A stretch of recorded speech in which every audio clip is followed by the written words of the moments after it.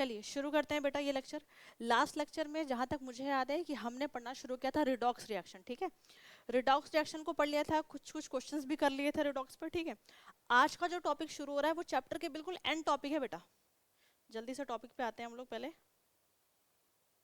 ये सब कुछ पढ़ लिया हमने, ठीक है। ये लास्ट टॉपिक है आपके chemical reaction and equation chapter का। ये टॉपिक सच बताऊं इतना छोटा सा टॉपिक है कि इसकी इंपॉर्टेंस अगर मैं बताऊं तो इतना ज़्यादा आपको देखने को नहीं मिलेगा बोर्ड्स में, ठीक है। बट ठीक है, चैप्टर का पार्ट है तो इसको पढ़ लेते हैं हम लोग। और इसके साथ एक और छोटा सा टॉपिक आने वाला है। पहले क्या था, पहले ये कुछ साल ये डिलीटेड था, फिर इसको ऐड ऑन कर दिया गया इस टॉपिक को। तो इससे ज़्यादा बेटर है कि हम इसको कवर ही कर लेते हैं, क्योंकि इसमें कुछ भी दिक्कत की बात नहीं है। रिएक्शंस की बात करूँ तो सारी रिएक्शन हमने टाइप्स ऑफ रिएक्शन से पढ़ना शुरू किया था। बैलेंसिंग पढ़ ली थी, टाइप्स ऑफ रिएक्शन में कॉम्बिनेशन पढ़ लिया, डिस्प्लेसमेंट पढ़ लिया, डिकम्पोजिशन पढ़ लिया, double displacement and single displacement, सब कुछ कवर कर लिया। And the most important is redox reaction भी पढ़ लिया। तो ये छोटा सा टॉपिक है, सबको समझ में आएगा। टॉपिक नेम इज रेंसिडिटी, ठीक है। समझना है इसको पहले।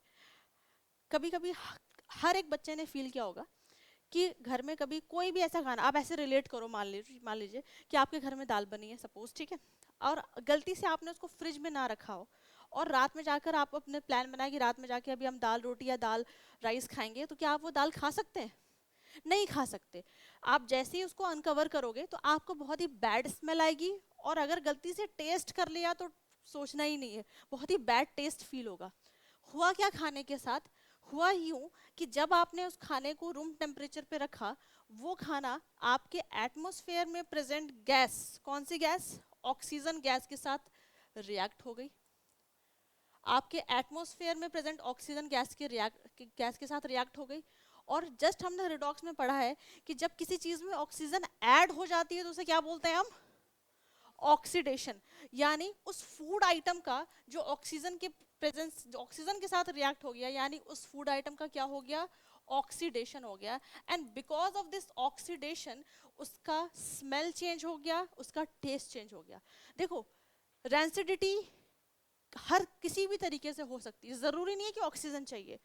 कुछ माइक्रो ऑर्गेनिज्म की वजह से हो सकती है, फंगस वगैरह की वजह से होती है, मॉइस्चर की वजह से भी हो सकती है, बट आपके सिलेबस में सिर्फ ऑक्सीजन की वजह से दिया गया है, ठीक है। तो फूड आइटम क्या हो गया? वो कोई भी फूड आइटम जो ऑयल या फैट से मिलकर बना है वो ऑक्सीडाइज हो चुका है, जिसकी वजह से उसका स्मेल और टेस्ट खराब हो चुका है, ठीक है। This is called rancidity. Ways क्या है प्रिवेंट करने का? सबको पता है, सोचना ही नहीं है। सबसे पहले खाने को कहाँ रखना है? आपको फ्रिज में रखना है। फ्रिज में रखने से क्या होगा? उसका टेम्परेचर कम रहेगा, लोअर डाउन टेम्परेचर है। ऐसा नहीं कि वो खाना खराब नहीं होगा या ऑक्सीडाइज नहीं होगा, वो हो सकता है, बट जो प्रोसेस है ऑक्सीडाइजेशन होने की वो काफ़ी स्लो हो जाएगी। जिस खाने को खराब होने में मान लीजिए 2-3 घंटे लगते हैं, वो खाना एटलीस्ट 1 और 2 डेज तक अच्छे से फ्रिज में रख सकता है, हम आराम से खा सकते हैं। तो रेफ्रिजरेशन एक प्रोसेस है उसको प्रिवेंट करने का। दूसरा, कुछ एंटीऑक्सीडेंट चीजें होती हैं, कुछ एंटीऑक्सीडेंट चीजें होती हैं। ये क्या करेगा? ये ऑक्सीजन से रिएक्ट ही नहीं होने देगा। ये एंटीऑक्सीडेंट ऑक्सीजन से रिएक्ट ही नहीं होने देगा। जैसे अभी आप रिलेट करो, मान लो आपने एप्पल काट के रखा, ठीक है। एप्पल को 5-10 मिनट छोड़ दो, क्या होगा? कुछ हल्का सा ब्राउन ब्राउन सा हो जाएगा। अगर आपने उस एप्पल पे मान लो नींबू का रस लगा दिया, लेमन जूस लगा दिया, सच मानो वो एप्पल खराब नहीं होगा। हाँ, खाने लायक नहीं रहा वो अब, ठीक है, पूरा टेस्ट की ऐसी हो गई उसकी। लेकिन एंटीऑक्सीडेंट ने क्या किया? विटामिन सी और विटामिन ई, ये कुछ एंटीऑक्सीडेंट के अंदर होता है जो आपके खाने को ऑक्सीजन से रिएक्ट ही नहीं होने देगा। भाई जब ऑक्सीजन से रिएक्ट ही नहीं होगा तो खाने की स्मेल और खाने का टेस्ट खराब ही नहीं होगा। सिंपल सा। थर्ड वन इज, जो भी चिप्स के पैकेट आपने देखे होंगे, ठीक है, उसके अंदर आधा तो चिप्स होता है, आधे से ज्यादा तो उसमें एयर होती है, ठीक है। अब एयर में, अभी तो हमने जस्ट पढ़ा कि अगर एयर में ऑक्सीजन हो गई तब तो वो चिप्स सोचना ही नहीं है, जो इतने दिनों तक शॉप में आप लटके रहते हैं, आप देखोगे कि चिप्स यूं ही खराब होना शुरू हो जाएगा। तो चिप्स के अंदर हम क्या करते हैं? कुछ अनरिएक्टिव गैसेस डालते हैं, लाइक हाइड्रोजन और नाइट्रोजन और हीलियम, ठीक है। ये कुछ हम गैसेस ऐड करते हैं चिप्स के पैकेट में, अनरिएक्टिव है, वो चिप्स से रिएक्ट ही नहीं करेंगे। रिएक्ट ही नहीं करेंगे तो उनके टेस्ट और स्मेल में कोई चेंजेस देखने को नहीं मिलेगा। तो कुछ तरीके हैं रेंसिडिटी को प्रिवेंट करने का। ये इतना सा ही टॉपिक आपके सिलेबस में है, इससे ज़्यादा कुछ भी नहीं है। अगर पूछा जा सकता है तो कोई 2 मार्कर में आपसे पूछा जा सकता है what are the different ways to prevent rancidity, तो ये आपको कुछ भी याद करने की जरूरत नहीं, आप इसको रिलेट करके अपने लैंग्वेज में लिख सकते हो, ठीक है। तो डेंसिटी पहले नोट डाउन करो, फिर लास्ट टॉपिक में कवर कराऊंगी आपको, छोटा सा एक टॉपिक है, वो चैप्टर फिर खत्म हो जाएगा अभी। चलते हैं नेक्स्ट टॉपिक की तरफ चलते हैं, यहीं पे खत्म है बेटा डेंसिटी, ठीक है। हर बच्चा बना लोगे, कुछ भी दिमाग नहीं लगाना, बहुत इजी सा टॉपिक है, क्योंकि इतना कुछ पढ़ चुके हैं चैप्टर के अंदर हम लोग, इतनी सारी टफ टफ रिएक्शन की है, बहुत इजी लग रही है अब, ठीक है। आ जाओ लास्ट टॉपिक की तरफ, ठीक है। एक छोटा सा टॉपिक है बिल्कुल चैप्टर के एंड में, दैट इज कोरोजन, ठीक है।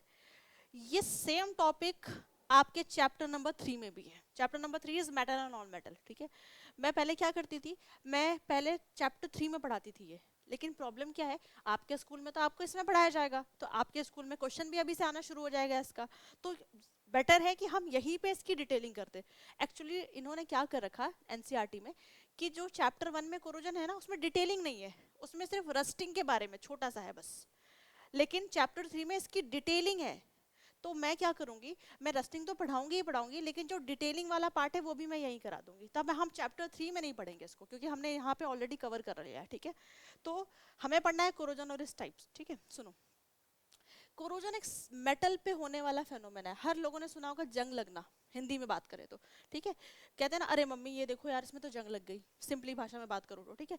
हो क्या रहा है, सुनो, एक सरफेस डिटोरिएशन फेनोमेना है ये, सरफेस खराब हो रही है, किसकी सरफेस, मेटल की सरफेस खराब हो रही है। हो क्या रहा है, सुनो, अब हो क्या रहा है, सुनो, मान लो बेटा ये एक मेटल है कोई, ठीक है, ये कोई मेटल है। अच्छा, मेटल की क्या खासियत होती है, मेटल की खासियत ये होती है कि मेटल हर टाइम ये चाहता है कि मैं अपने अंदर से इलेक्ट्रॉन लूज करूं। मेटल्स आर इलेक्ट्रोपॉजिटिव, 9th में पढ़कर आए हुए हैं, चिक चिक कर पढ़ाया, चिक चिक के 20 बार सिखाया आपको मैंने, कि मेटल्स क्या होते हैं, मेटल्स इलेक्ट्रोपॉजिटिव होते हैं, वो ये चाहते हैं कि मैं अपने अंदर से इलेक्ट्रॉन को लूज करूं, ठीक है।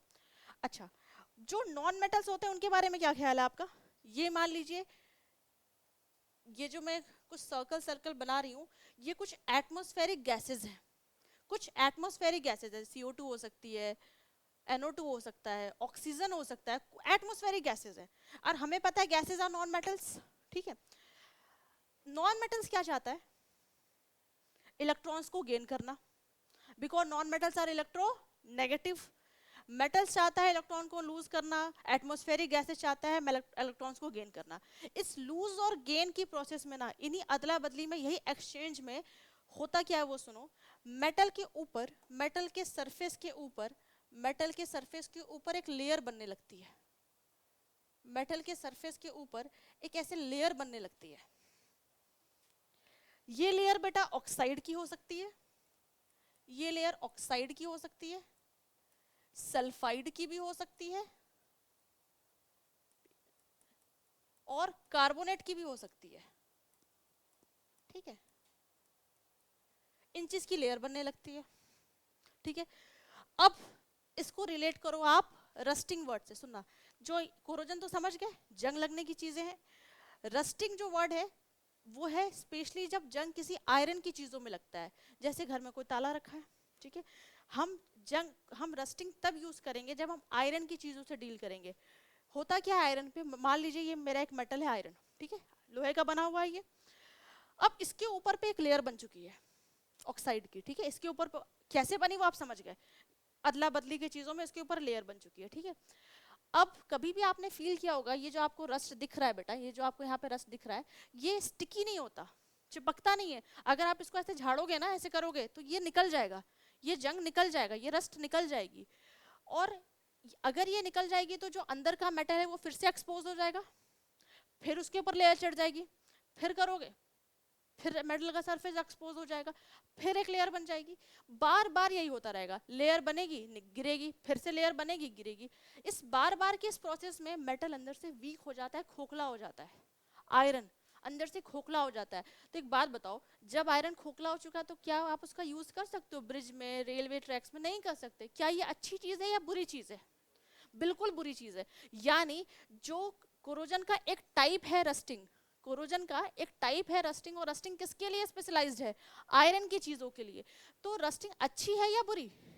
बिल्कुल बुरी है। ये मेटल को अंदर से खोखला करते जा रहा है, बहुत ही खराब चीज है, मेटल को खराब कर रहा है, ठीक है। तो आपके केमिकल रिएक्शन में बस ये रस्टिंग ही है, लेकिन हम थोड़ा सा डिटेल में पढ़ेंगे इसके रिएक्शंस के साथ, क्योंकि तीसरे चैप्टर में आपको पढ़ना है ये। अब हो क्या रहा है देखो, ये आपका आयरन है, ठीक है। ये आपके एटमॉस्फेयर में प्रेजेंट ऑक्सीजन गैस से रिएक्ट करना शुरू हो जाता है, ठीक है, एटमॉस्फेरिक गैसेज है। साथ ही साथ इसको वाटर वेपर मिल जाता है। ये वो पानी, ऐसा मत सोचो कि पानी की छींटे मारेंगे तो होगा, आपके एटमॉस्फेयर में ऑलरेडी वो वाटर वेपर प्रेजेंट है। तो ये मॉइस्चर और ऑक्सीजन के साथ ये धीरे धीरे अपने आप ही आयरन रिएक्ट करता जा रहा है, और उसके ऊपर ये रेडिश ब्राउन कलर की लेयर बन चुकी है जिसको बोलते हैं रस्ट। ये रेडिश ब्राउन कलर की लेयर बन चुकी है जिसको बोलते हैं रस्ट। और इसी रस्ट का जो फॉर्मूला है, ये जो रेडिश ब्राउन की लेयर है, ये जो रेडिश ब्राउन लेयर है, इसी का फॉर्मूला यहाँ पे लिखा है। मैं फिर से ये लिख के दिखा रही हूँ, देखना। फॉर्मूला है Fe2O3.XH2O, ठीक है। XH2O हम वाटर ऑफ क्रिस्टलाइजेशन में और डिटेल में डिस्कस करेंगे, वो सेकंड चैप्टर का पार्ट है। इसको अभी क्यों, टॉपिक ही बिल्कुल अलग है, एसिड बेस एंड सॉल्ट्स में पढ़ेंगे। अगर आपसे कोई पूछे, पहले चैप्टर के हिसाब से ये भी हम जानते, अगर आपसे पूछे कि जो रेडिश ब्राउन रस्ट बन रहा है उसका केमिकल फॉर्मूला क्या है, तो आप क्या लिख कर आओगे? Fe2O3.XH2O। ज्यादातर ये एमसीक्यू में मिलेगा आपको ये वाला सवाल, ठीक है। अगर आपको कभी लिखने को आ जाता है कि रस्टिंग ऑफ आयरन एक्सप्लेन करो या लिखो, तो आप इसको थ्योरेटिकल एक्सप्लेन नहीं करोगे। जैसे देखो यहाँ पे लिखा है मैंने, iron react with moist air to form hydrated ferric oxide. नहीं, इस पे मार्क्स नहीं मिलेंगे। हम केमिस्ट्री पढ़ रहे हैं तो हमें चीजों को कैसा लिखना होगा? रिएक्शंस के फॉर्म में लिखना होगा। इस पे कोई नंबर नहीं मिलते, आपको नंबर मिलेगा आप इसको रिएक्शंस के फॉर्म में लिखोगे। ये जो फेरिक ऑक्साइड बना, इसी को बोलते हैं रेडिश ब्राउन कलर की वो लेयर बनी, और इसी को रस्ट बोलते हैं, ठीक है। ये एक बहुत ही बेकार फेनोमेना है, बहुत ही घटिया फेनोमेना है, जिससे आपका आयरन खराब हो रहा है, ठीक है। अच्छा, नेक्स्ट आ जाओ। अब कोरोजन का दूसरा टाइप देखो। पहला टाइप क्या देखा? रस्टिंग देख लिया। कोरोजन का दूसरा टाइप है tarnishing of copper and silver. मैंने नाम बदल दिया, अब मैं रस्ट नहीं बोल रही, रस्ट कब बोलूंगी? जब आयरन की बात करूंगी। अब मैं बोलूंगी tarnishing of copper and silver. कभी कॉपर की चीजों में देखना, कॉपर की कोई भी बर्तन वगैरह हो तो धीरे धीरे उस पर भी शुरू हो जाता है कोरोजन होना, उसे हम टार्निशिंग बोलते हैं, ठीक है। ये देखो क्या हो रहा है, रिएक्शन से समझो। ये रहा आपका कॉपर, ये आपके एटमॉस्फेयर में प्रेजेंट CO2 गैस के साथ साथ ऑक्सीजन के साथ साथ भी रिएक्ट कर रहा है। ऑक्सीजन तो चाहिए ही चाहिए, साथ ही CO2 के साथ भी रिएक्ट कर रहा है, along with water vapor moisture, इन सब के साथ रिएक्ट कर रहा है। और इसने एक कंपाउंड बना लिया, इसने एक कंपाउंड बना लिया जिसको मैं यहाँ फिर से लिखती हूँ, CuCO3.CuOH होल ट्वाइस। इस कंपाउंड का कलर है ग्रीन, और इसी वजह से कॉपर के, कभी आपने देखना जो टैप्स वगैरह होते हैं, ठीक है, नल वगैरह को देखना, उसके अगल बगल साइड में से हल्की हल्की ग्रीन कलर की चीजें होती हैं, बहुत ध्यान देना अच्छे से तो आपको दिखेगा वो क्या हुआ, वो टार्निशिंग हुई है कॉपर की। अब सुनना, रस्ट कैसा था? झड़ रहा था, पपड़ी बन के बार बार गिर जा रहा था, ठीक है। लेकिन ये कैसा, कितने लेट है बेटा तू, ठीक है। ये कैसा है, ये कॉपर कैसा है? ये जो कॉपर के ऊपर ग्रीन कलर की लेयर चढ़ी हुई है, ये वैसा नहीं है, ये पपड़ी बन के नहीं गिरेगा, ये बच्चा चिपका हुआ है, ये कॉपर के सरफेस से चिपका हुआ है। तो एक बात बताओ, जब चिपका हुआ है तो ये अच्छी चीज है या बुरी चीज है? थोड़ा और सोचो। एग्जैक्टली थोड़ा और अच्छे से बताते तो बहुत बढ़िया। नहीं, ये कॉपर के ऊपर चिपका हुआ है, ठीक है। अगर चिपका हुआ है तो इसको वो फर्दर कांटेक्ट से रोक रहा है अंदर के मेटल को, तो ये उसके लिए प्रोटेक्शन का काम कर रहा है। चीजों को समझना भाई। इसके ऊपर, ये मान लो कॉपर है, इसके ऊपर लेयर लगा दी, लेयर बन चुकी है इसके ऊपर, ठीक है, अपने आप रिएक्ट करके।